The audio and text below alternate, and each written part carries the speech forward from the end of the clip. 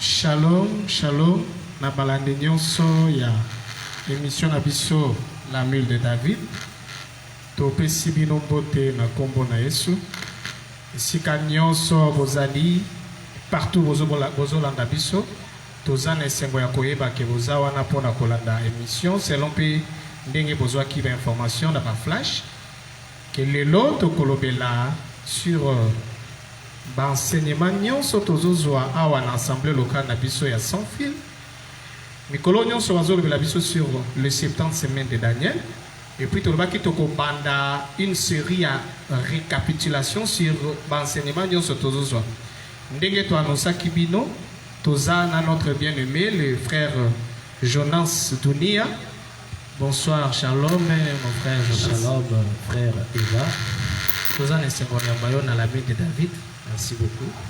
Ndenge tolakaki na bato nyonso que tozala nde na yo lelo pour que tomeka kosala récapitulation ya makambo nyonso bazoteya biso. Yango toza na esengo nano ke toza bao tozopambwama mpona lipambolo tozozwa mais mpona bandeko nyonso bazozalaka te yango alomoni tolingaki tosala mwa mosala oyo ya korécapitule. Yango toza na esengo ya koyamba yo. Je sais que topambwama makasi na récapitulation Na ngolo nzambe, je crois que lipambolo kozanga te na kozala au milieu de nous. Ok, bato nyonso bazolanda biso, tenez-vous prêts. Tozosala juste récapitulation. Na mateya nyonso babandi côté ya biso sur les 70 semaines de Daniel. Tobandi yango kala marche bandi. Ça fait déjà beaucoup de jours. Je sais que parfois yo zwaki opportunité te ya kolanda yango vraiment régulièrement. Na émission oyo mpe tobanda ko rattraper mingi bato bazalaki na bareta ya kolanda biso. Mais avant de continuer, tozopesa o déjà invitation. Makambo tosola awa eza récapitulation makambo toyokaka chaque mardi, chaque vendredi, chaque dimanche na assemblée locale ya sans fil ezwami na avenue Justice numéro 18. Toza na frère Jonas, toyebi que makambo nyonso tokosala sans ke tobondela.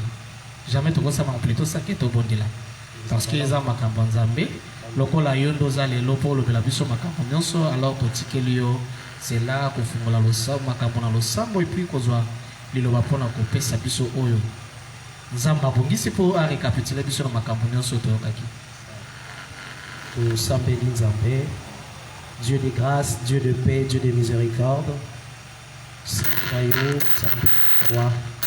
Beni nzambe osepeli ete tokuta lisusu na mokolo ya lelo na poko ya lelo. Sepela ete nzambe na bomoi kolobela biso et que par nous Seigneur, ta voix qui donne la vie, ta voix qui donne la connaissance, ta voix, ô Yozali, n'a quoi franchir l'homme du péché et se faire entendre par nous. Bissotos à la effacer et que seul ton nom, Seigneur, soit écrit ce soir au nom de Jésus-Christ. Amen. Amen. Merci. Balandi émission Nabiso, la mule de David. Nous remercions encore le Seigneur encore une fois pour notre présence dans cette émission pour parler de la récapitulation réalité à Nabiso au Ezali n'a pas s'est passé dans l'Assemblée des Saints Suse sur l'avenue Justice numéro 18. L'enseignement sur les 70 semaines de Daniel. Oyo Bazali Nakotali Sabiso et pas il y a le bien-aimé frère, le prophète qui a la Kimbembe Médard. Oyo Azali pe un père pour nous. Nakatia Makamboyo. Yango Nangolo Nzambe, tout ce pela Kilelo, avec la complicité de notre frère Cédric Chama. Toya Nakose Labino, la récapitulation. Il y a cet enseignement sur les 70 semaines de Daniel. Tolingi Kotalisa que les 70 semaines de Daniel, parfois, Batumisusu Bazana a commis toute la question pour nini batem ya minene bongo. Est-ce que ezali na tina nini batem ya bongo? Pour nini côté abiso kakate la repentance et le pardon du péché. Côté abiso banganzambe, côté abiso maté à cessé mais côté abiso les 70 semaines de Daniel. nalingi nayebisa yo ozali na kolanda biso bisika nyonso okoki na kozala ete mateya nyonso oyo ezali na kati ya buku esantu ezali na ntina na yango. Likomi ezali na koloba ete toute écriture est inspirée de Dieu et utile pour enseigner, pour convaincre, pour corriger, pour instruire l'homme dans la justice, afin que l'homme de Dieu soit prompt à toute bonne œuvre. Donc, likomi nyonso oyo ezali na makomi, oyo ezali na kati ya Biblia, ezali na ntina na yango. Po ete moto oyo azoya epai ya Nzambe, oyo Nzambe abengi sur ce chemin, ayeba na kokoka be. Yango wana, na logique wana ya makomi, ya liloba Nzambe, nde yango bazali na kote ya biso sur les 70 semaines de Daniel. Il faut yebelo komoko na makomi. Le jour de l'alliance na Exode chapitre 24. Balobi Moïse, tango asali alliance avec le peuple, Azumakila a aspergé le sang de l'alliance, a aspergé yango sur le peuple. Ayebisi bango que lelo makila oyo nazali na kosopa boye ezali makila ya boyokani oyo Nzambe asali na bino. Mais oyo ezobenda biso eza que Moïse asuka kaka kosopa makila wana likolo ya libota te. Azwa makila wana asopa yango pe na livre de la loi. Donc les livres de la loi ezalaki na makila ya alliance. Elingi koloba nini?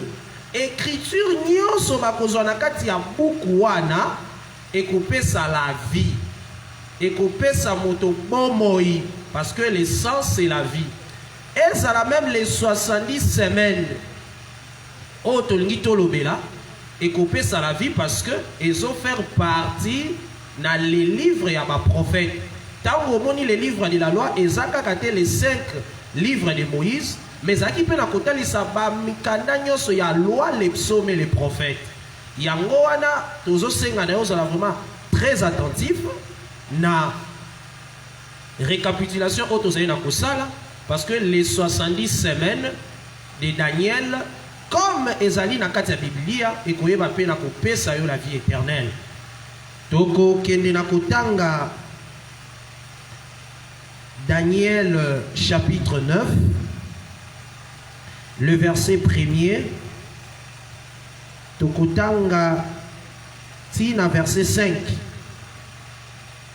Pe tokosote wana, tokozwa le verset 20 tina verset 24. Nous lisons au nom du Seigneur Jésus-Christ. La première année de Darius, le fils d'Assuérus, de la race des Mèdes, lesquels étaient devenus rois du royaume des Chaldéens. La première année de son règne, moi, Daniel, j'ai vu par les livres qu'il devait s'écouler 70 ans pour le ruine de Jérusalem, d'après le nombre des années dont l'Éternel avait parlé à Jérémie le prophète. J'ai tourné ma face vers le Seigneur Dieu afin de recourir à la prière et aux supplications, en gênant et en prenant les sacs et la cendre. J'ai prié l'Éternel, mon Dieu, et je lui fis cette confession. Seigneur, Dieu grand et redoutable, toi qui gardes ton alliance et qui fais miséricorde à ceux qui t'aiment et qui observent tes commandements. Nous avons péché, nous avons commis l'iniquité, nous avons été méchants et rebelles. Nous nous sommes détournés de tes commandements et de tes ordonnances. Aujourd'hui, le verset 20. J'ai parlé encore, j'ai prié, j'ai confessé mon péché et les péchés de mon peuple d'Israël. Et j'ai présenté mes supplications à l'Éternel, mon Dieu, en faveur de la montagne sainte de mon Dieu. J'ai parlé encore dans ma prière quand l'homme Gabriel, que j'avais vu précédemment dans une vision, s'approcha de moi d'un vol rapide au moment de l'offrande du soir. Il m'instruisit et s'entretint avec moi. Il me dit, Daniel, Je suis venu pour ouvrir ton intelligence. Lorsque tu as commencé à prier, la parole est sortie et je viens pour te l'annoncer, car tu es un bien-aimé. Sois attentif à la parole et comprends la vision. 70 semaines ont été fixées sur ton peuple et sur ta ville sainte pour faire cesser les transgressions et mettre fin au péché, pour expier l'iniquité et amener la justice éternelle, pour sceller la vision et les prophètes, pour oindre le sang de saints. Tika ete nzambe apambola makomi oyo touti na kotanga. Na touti na kosala lecture ya mukanda ya Daniel chapitre 9.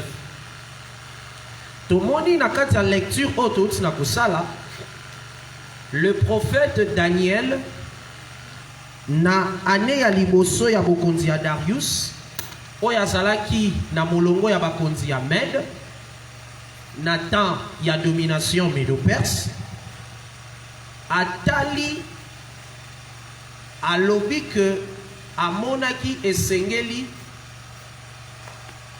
bambula ya bowumbu na bango ekoka deja po ete bango babima na kati na bowumbu bisika bazalaki. Mais na kotala na ye azotala que bazo demeurer toujours na kati ya captivité, alors que bambula oyo Nzambe alobelaki le prophète Jérémie en ce qui concerne leur captivité esengelaki déjà ekoka. Tango le prophète atali situation wana alobi non ekoki kozala bongo te. Le prophète asali recours na prière, asali recours na jeûne, azo sambela, azo jeûner, azo confesser masumu na ye pe masumu ya libota na ye Israël. Totangi balobi azalaki kosambela, azo confesser masumu na ye. Na verset 20 place totangi balobi na sima ye kosambela koloba, kosambela ko confesser masumu na ye. De l'ange Gabriel azoya d'un vol rapide au moment de l'offrande du soir pour aya na ko révéler ce qui est comme le programme de Dieu sur son peuple et sur sa ville sainte. Na yambona nous évolué sur le programme il y a 70 semaines. Le programme de 70 semaines ezali programme oyo ezali na kobotama na sima ete Israël azwamai na kati ya bowumbu, na kati ya captivité na mboka ya Babylone. Et comme ndenge nini le Seigneur avait sur la terre, le Seigneur s'était choisi un homme oyo tobengi na kombo ya Abraham. Abengi l'homme appelé Abraham oyo azalaki na mboka na ye ya Ur, azalaki sémite na Mésopotamie. Le Seigneur va appeler cet homme-là pe akopesa ye sa parole, azopesa ye ses promesses, pe azo yebisa ye que esengeli na ye a instruire libota na ye ezalata sima na ye Abraham, libota ye banako batela la voix de Dieu, la voix de l'Éternel, ezanango kaka la parole de l'Éternel. Ne Zambe oyo asengaki na Abraham na kati nango le Seigneur asalaki bango pe asalaki Abraham promesse.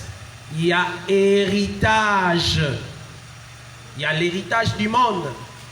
Apesi pe mabele o ezali Kana, les pays à longolé na pays na ye asali ba promesse, apesi liloba na ye, apesi pe mabele pe ayebisi abatela la liloba na ye, que ça soit lui et sa descendance. Donc autant d'écriture wana na Genèse chapitre 18, le verset 17. Mais nakosepelana nuto tanga Genèse chapitre 11, le verset 31. Toko tapé dans Genèse chapitre 12. Balobi Terach prit Abraham son fils et Lot, fils d'Amran, fils de son fils, et Saraï, sa belle-fille, femme d'Abraham, son fils. Ils sortirent ensemble d'Our en Chaldée pour aller au pays de Canaan. Ils y vinrent jusqu'à Charan et ils y habitaient.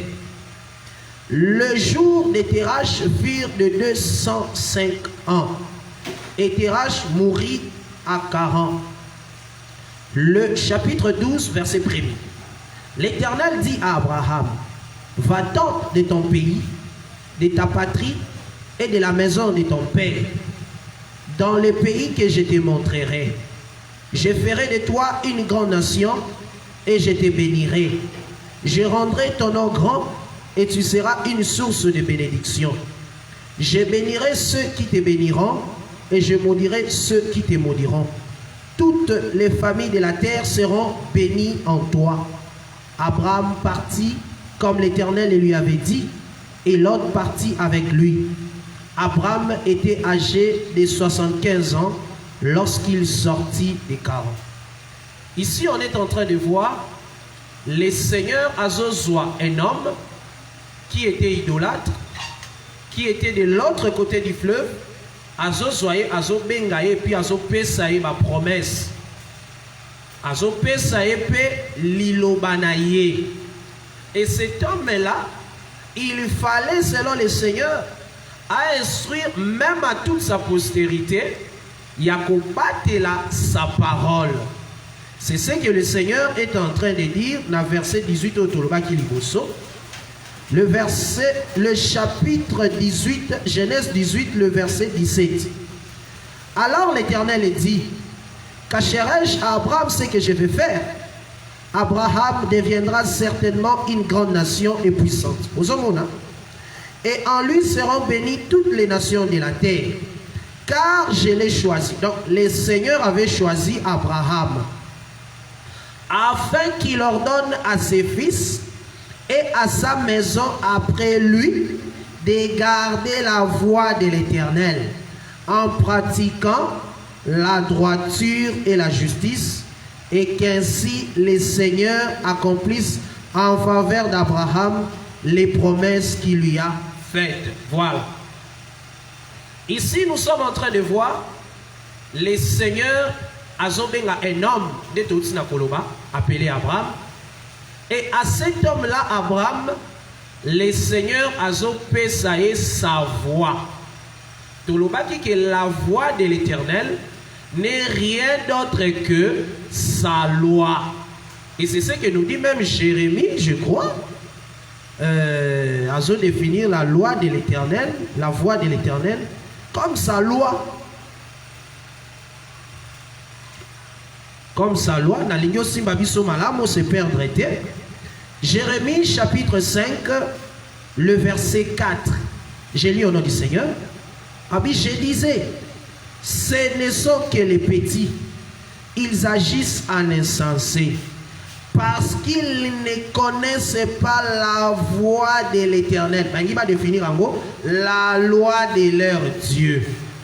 Vous savez, on définit la loi de l'Éternel comme la voix de l'Éternel lui-même.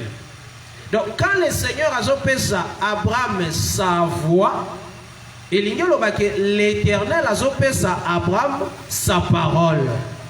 Et cette parole, les frères Cédric, Abraham devrait garder cela et instruire à sa postérité après lui de la garder. Comme Genèse 18 et Zoloba, en pratiquant la droiture et la justice. Nasimanango, Nenzamba Koya, à accomplir toutes les promesses Oyo à la kakina Abraham. Ceux qui postérité naïe, ils ont battu la yaou. Maintenant, tout le monde dit, na postérité Abraham, tomoni Isaac abimi na sima ya Isaac tomoni Jacob. Parfois on tourne biso question Abraham azalaki pena mwana Ismaël oya botaki na Agar pena bana misusu abotaki na Genèse 25. Ici nous parlons du fils de la promesse, de la descendance d'Abraham par rapport au fils de la promesse. Parce que le Seigneur lui avait dit, c'est en Isaac que sera nommée ta postérité. Donc, balobité en Ismaël, mais on a dit en Isaac, ne bakotanga postérité na yo Abraham. Yango wana tozotanga généalogie Abraham par rapport à Isaac. Tomoni, les fils d'Abraham, Isaac, na sima ya Isaac, nous voyons Jacob, et Jacob, tomoni, les 12 fils d'Israël. Donc, la loi de l'Éternel, il fallait qu'il étambola d'Abraham à Isaac, d'Isaac à Jacob, de Jacob aux 12 fils, et puis, na 12 fils, na denge bazo kende kokoma toute une multitude.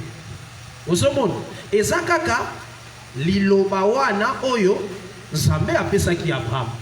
Donc, la postérité d'Abraham est qui ébatela la voix de l'Éternel, la loi de l'Éternel. Et tout ce monde, maintenant par Israël. Et comme Akanin, maintenant, qu'est-ce qui arrive? Ce qui est la postérité d'Abraham, à qui le Seigneur a légué l'héritage de la parole, va rejeter la parole, va rejeter les commandements. C'est ça, même la porte des 70 semaines. Le Seigneur a salaki que, ce qui est la postérité d'Abraham a gardé le commandement de Dieu, Nzambe a kusala que cette maison-là d'Abraham est au-dessus de toutes les maisons. C'est-à-dire, elles ont la domination, la supériorité sur toutes les nations de la terre. Vous savez, il y a un langage mususu, comme Abraham, Nzambe ta postérité. Nous sommes la bénédiction de Abraham, ma promesse. Parce que dans Genèse 18, place de l'autre temps, il faut battre la voie de l'Éternel en pratiquant la droiture et la justice. Conséquence dans mes années, Naïnaïa n'a coquissé la bango, ma promesse nyoso nga la katata na bango. Parmi ma promesse, Nzamba sa la promesse à l'obi, ta postérité possédera la porte de ses ennemis. Langage wane linga koloba, ce qu'on a même dans ma version, la postérité d'Abraham envahira d'autres villes ou d'autres nations. Qu'on possédait la porte de ses ennemis dans le bani. Au moment où nous na temps ezalaka ba ville ezalaka, ba ville wane ezalaka na ba porte nango. Place ba bazalaki koya kopima pe kokota. Maintenant ceux qui ba nguna ba eba assiéger bino, banguna ba koyande kozwa bino na porte, ba yo kanga bino na ba porte. En tel enseigne que moyen mobima ezate, moyen bokota ezate. Na souka nango lokola bokozala faible, boko finir par se rendre na maboko na bango. Donc boko koma faible, boko koma dominé. C'est ça qui était même arrivé du temps de Jérusalem, du temps du roi Sédécias. Lorsque le peuple va se rendre chez le roi de Babylone, parce que c'est toujours dans les 70 semaines de Daniel. Parce que la venue de Nebuchadnezzar pour envahir Jérusalem, et ça a la conséquence, il y a désobéissance de ce peuple-là. Des places toujours le kato koma. Mais toujours le kato tel ça la promesse wana ya en invasion, il y a ma ville, toute la possession des villes de ses ennemis. Donc, au lieu que les nations ne vont envahir Jérusalem, et on va la postérité d'Abraham des autres qui ont envahi, qui ont possédé la porte na bango pour envahir bango. Aussi longtemps bango va combattre la mobé kwa Nzambe. Mais ceux qui va battre les mobé kwa Nzambe te, bango ne va causer la faible liboso ya ba bango na bango. Donc va causer domination te. Donc langage ni ki kolobaka que Ce qui n'ont simplifié en gros. Donc, ceux qui babateli mobe kwa nzambe, bango bakozala supérieur na bikolo nyonso, bakozala likolo, bakozala domination. Maintenant, et ça l'a dit que du Israël tango abandi ko tambola, Zamba ebisi bango ni. Aye ko pesa bango la loi. Parce qu'il faut que la loi ezalaka ka continuité ya maloba oyo Nzambe apesa ki Abraham. Ce qui otangi, je crois, dans 1 Chronique, chapitre 16, nazolinga totia ba base pour to se perdre la prochaine fois dans Ngolo Nzambe lorsque nous aurons l'occasion. Ce qui otangi dans 1 Chronique, chapitre 16, je crois. 1 Chronique, chapitre 16. Kuna bazolo belabiso que la promesse que Dieu a faite à Abraham, le serment qu'il a fait à Isaac, chez Jacob, il l'a érigé en loi. Et à Israël en une alliance perpétuelle ou éternelle. Dans les écritures, le verset 15, il y a 1 Chronique chapitre 16. Nous lisons au nom du Seigneur.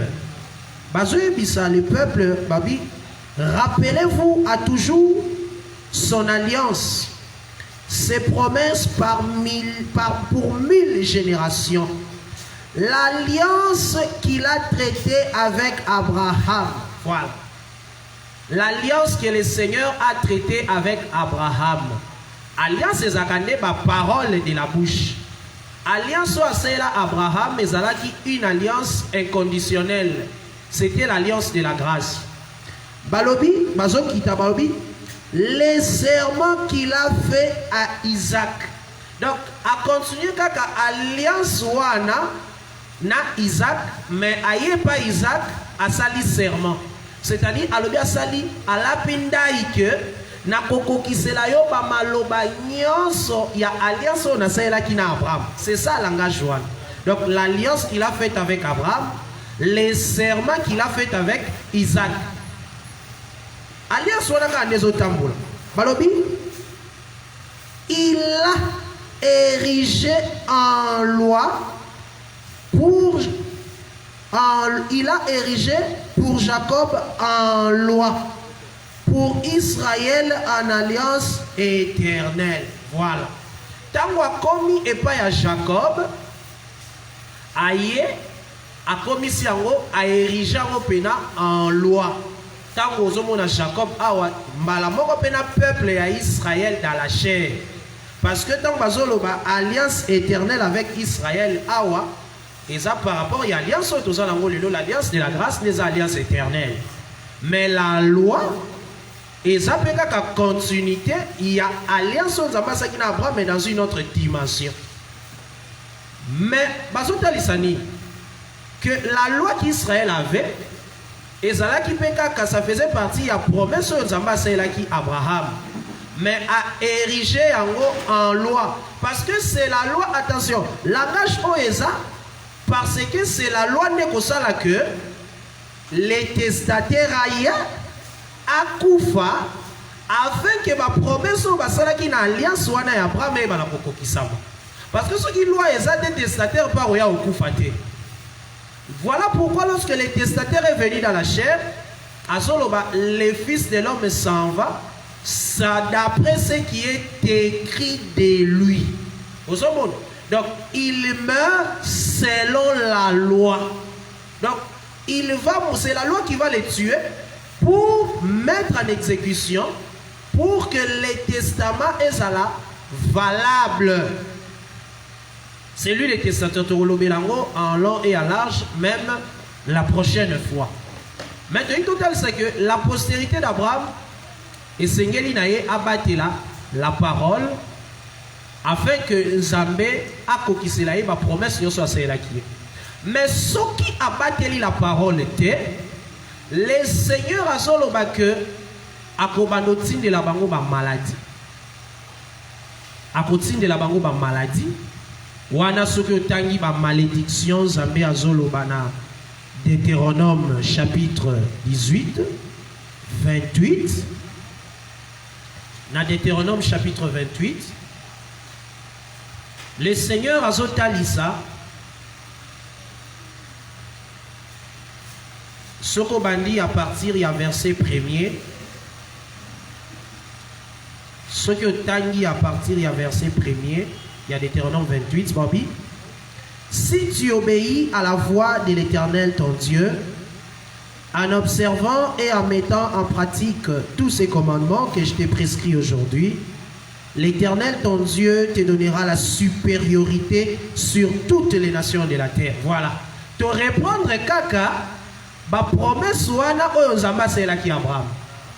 Ozomona, ceux qui otiango en pratique, Nzambe akopesa yo la supériorité sur toutes les nations de la terre. Wana eza promesse Nzambe asalaki Israël. Voici toutes les bénédictions qui se répandront sur toi et qui seront ton partage lorsque tu obéiras à la voix de l'Éternel, ton Dieu. Au monde a bénédiction, ceux qui otangi yango, otangi yango, komonango, jusqu'au verset 15. Au komona ma bénédiction na nyonso. Okomonango, même ceux qui dans verset 14, la bénédiction dans Nzambe a décrit pour Israël, ceux qui a obéir ses commandements. Mais à partir du verset 15, il y a Deutéronome 18, Nzambe azotali salobi boy. Mais si tu n'obéis point à la voix de l'Éternel ton Dieu, si tu n'observes pas et tu ne mets pas en pratique ces commandements et toutes ces lois que je t'ai prescrits aujourd'hui, voici toutes les malédictions qui viendront sur toi et qui seront ton partage. Tu seras maudit dans la ville et tu seras maudit dans les champs. Ozomon, Zambazotali sabango ba malédiction oyekoye la bango. Bakozala maudit dans la ville, bakozala maudit dans les champs. Ce qu'on continue, comme on a lobby, na ko kangela bino likolo et kozala de fer.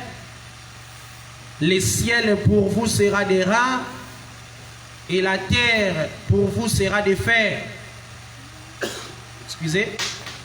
Wane zali ba malédiction oh le Seigneur azali na kola kabango.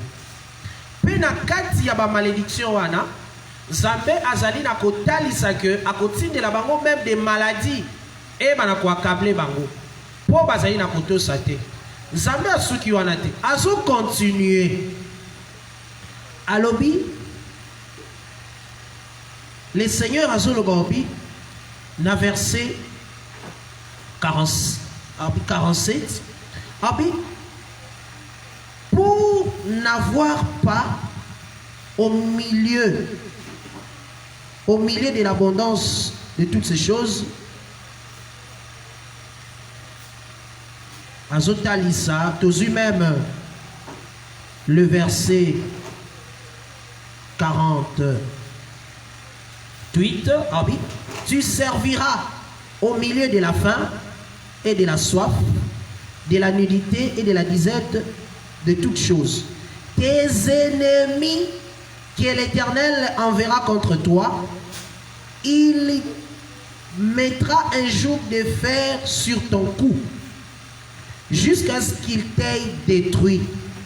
L'Éternel fera partir de loin, des extrémités de la terre, une nation qui fondra sur toi d'un vol d'aigle, une nation dont tu n'entendras point la langue, une nation au visage farouche et qui n'aura ni respect pour les vieillards, ni pitié pour l'enfant.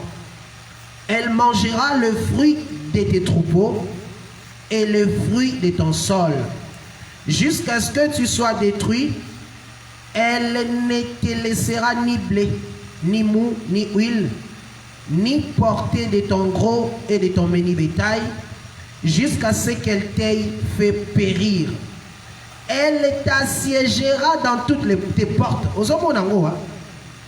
Jusqu'à ce que tes murailles tombent. Ces hautes et fortes murailles sur lesquelles tu auras placé ta confiance dans toute l'étendue de ton pays. Elle t'assiégera dans toutes tes portes, dans tous les pays que l'Éternel ton Dieu te donne. Au milieu de l'angoisse et de la détresse, où te réduira ton ennemi, tu mangeras le fruit de tes entrailles, la chair de tes fils et de tes fils que l'Éternel ton Dieu t'aura donné. Voilà.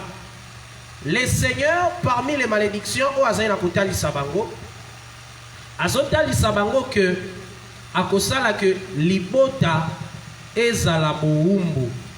Bakende na boumbu, basala ba esclave ya ba nation o ya lakaki bango ke bako dominer likolo na bango. Zambé akozwa une nation des extrémités de la terre pour aya confondre sur bango peut rendre bango ba malheureux. Amema bango na déportation, nation wana a dispersé bango, une nation farouche. Wana zali ba conséquence ceux qui libota ya Abraham et obéir à la voix de l'Éternel Dieu. Par la grâce du Seigneur, tu kolobela un jour sur la dispersion, si le Seigneur nous donne du temps. Parce que Babylone konyo so bazoloba ba malédiction na ba bénédiction et ça la rappelle prophétique. Mais tozolo belango na connaissance par rapport il y a le peuple d'Israël pe kotali sango na prophétie ndenge nini ekokisamaki ti na ndenge tokoke na kokoya sur les 70 semaines de Daniel. Batali si balobi que ce qui le peuple a obéir te Zambé a kozwa une nation ou akouta mosika pe akoya confondre sur le peuple d'Israël. Akoya na ko assiéger la ville, akobuka ba miraille nango, akoya ko boma bango, pe ba misusu ko panza bango, pe ko mema bango na kati ya dispersion. Et c'est ce qui arriva du temps du prophète Jérémie. Tout le monde n'a ya prophète Jérémie, le peuple abandaki kusumuka. Le peuple a continué la désobéissance à Mobeko. Le peuple a rejeté l'Éternel Dieu. Le peuple a kenako s'attacher na banzambe ou bazali banzamba bapaya. Okomona même avant le prophète Jérémie, pour plus de précision, peuple azalaka déjà pe ko boa kanzambe.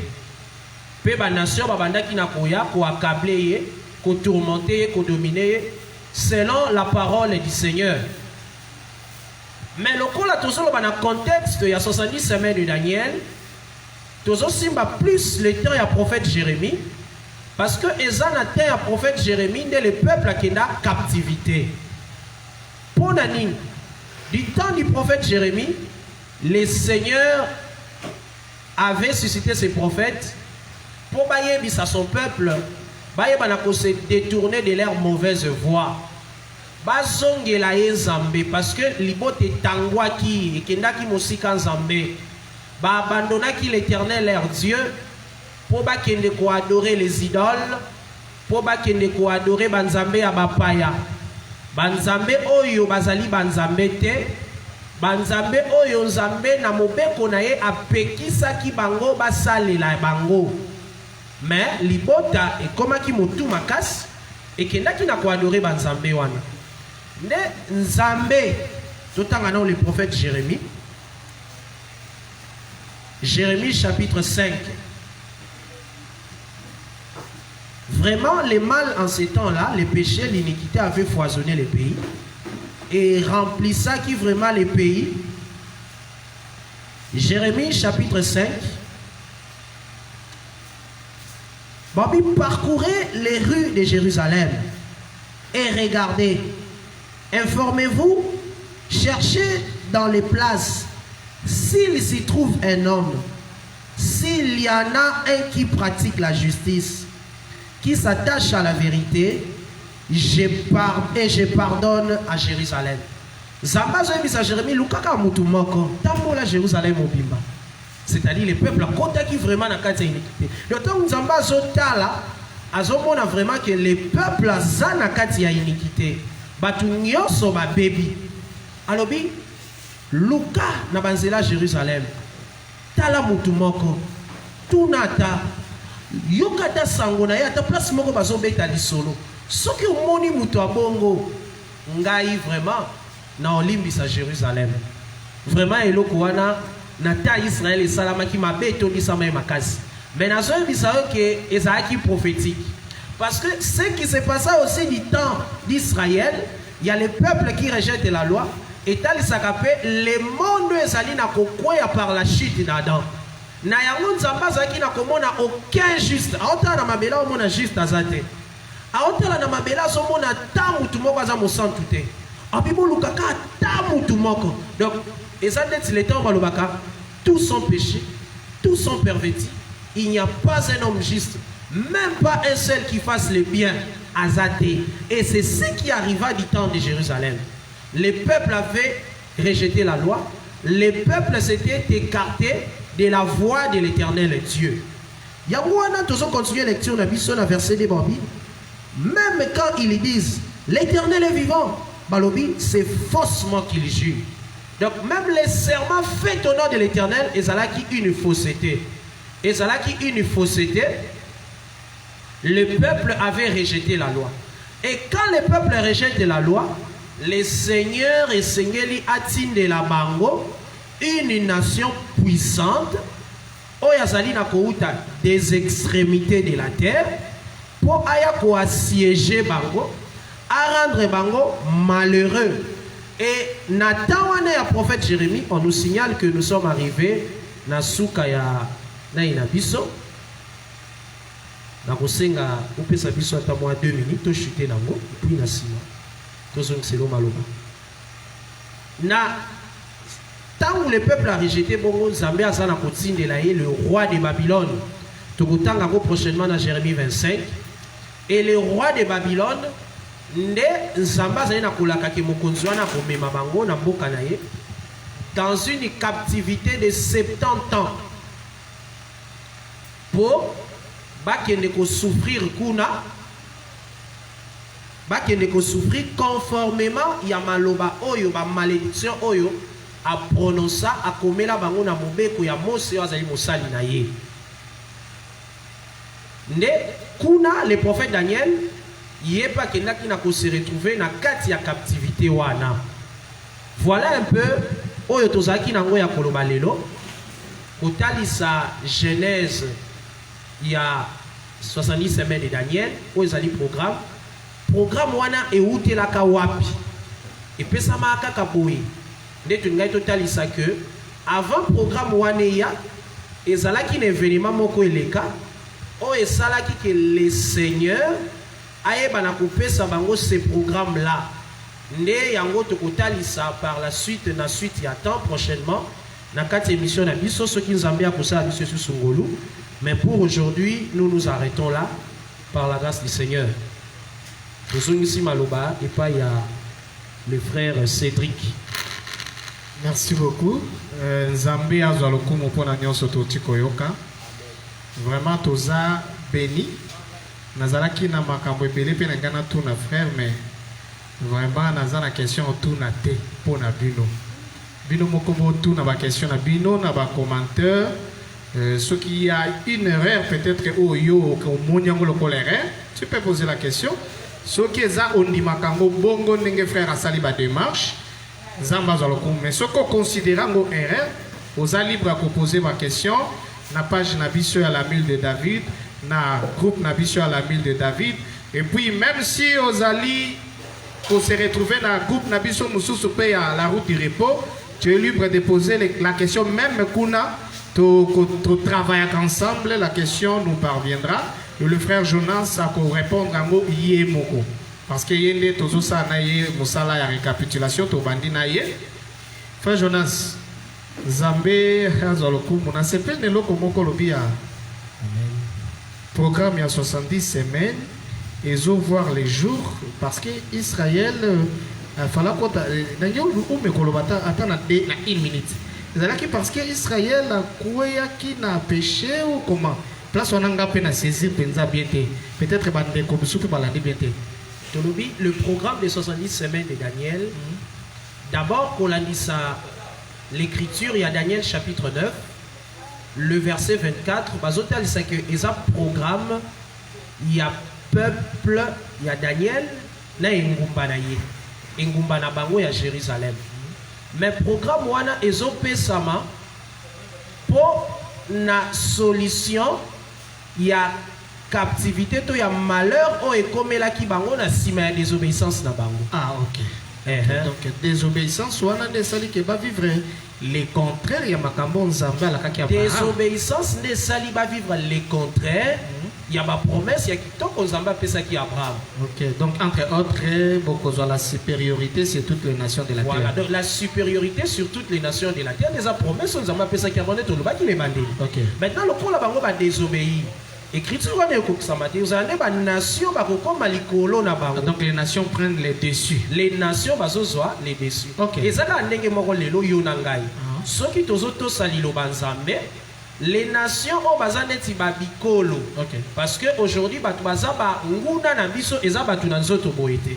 L'apôtre Paul azoloba, nous n'avons pas à lutter contre la chair et le sang, mais contre les esprits méchants, les principautés et les dominations.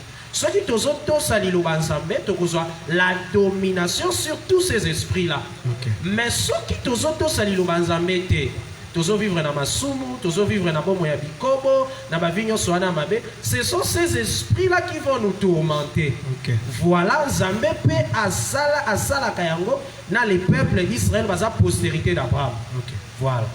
Zamba Zaloko. Éclaircissement, c'est vraiment très clair. Tozali Nabino, dimanche Zoya, dimanche Okuna, Tozako continuer. Jusque-là, Tozano na marche na notre frère Jonas. Ce qui tozo continuer dans nos marches naïe, to programmer dans nos frères Monsosote. Jusque-là, Tozaka naïe. Bengenzamba comme ma biso, ce que dans la 8 séances, ce que dans la 15 séances, ça dépendra de la volonté en Zambé. Frère Jonas, Tozano naïo. Zambé a fait ça au Makasi. Zambé a fait ça au bonne santé. Pour soutenir frère Jonas, na lo sambo pour à la présent, pour aller la bisope. Pour soutenir peu émission Oyo na lo sambo. Tous en apportant un soutien à bino spirituel et si Kozali bonne pour la mule de David, nous avons ça en sorte que quelqu'un de l'Iboso.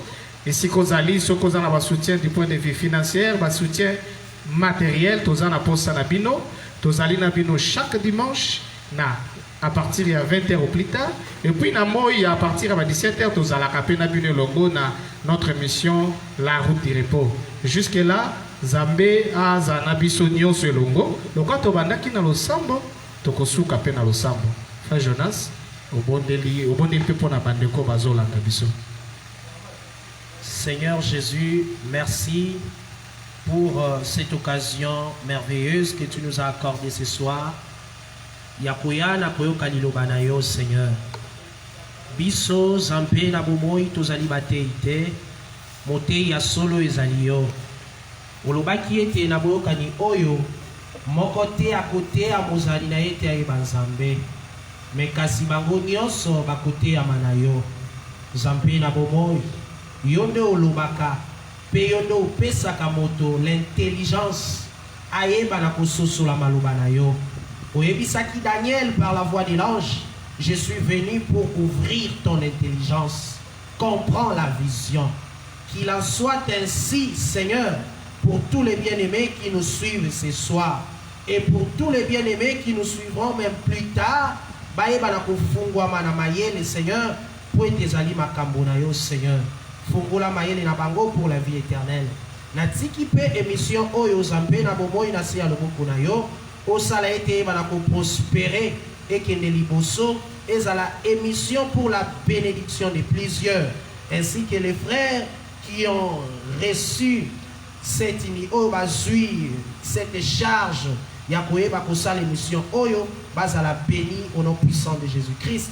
Nous avons ainsi prié. Amen. Amen. Tout possible au rendez-vous chaque mardi, chaque vendredi, chaque dimanche dans notre assemblée locale. Matin à Oyezo continue. Mardi, vendredi, tous à partir de 16h, juste, Tikino 18h45. Le dimanche, tous à partir de 9h juste. Tikino 12h45. Adresse Nabiso Zali, Avenue Justice, numéro 18, quartier sans fil, derrière Apocalypse 22, Namasina. Zambé Apambola, Binonyon Susika Bola Libiso, le Kumo Kembozo Repanaye, Tokute Nabino, dimanche prochain.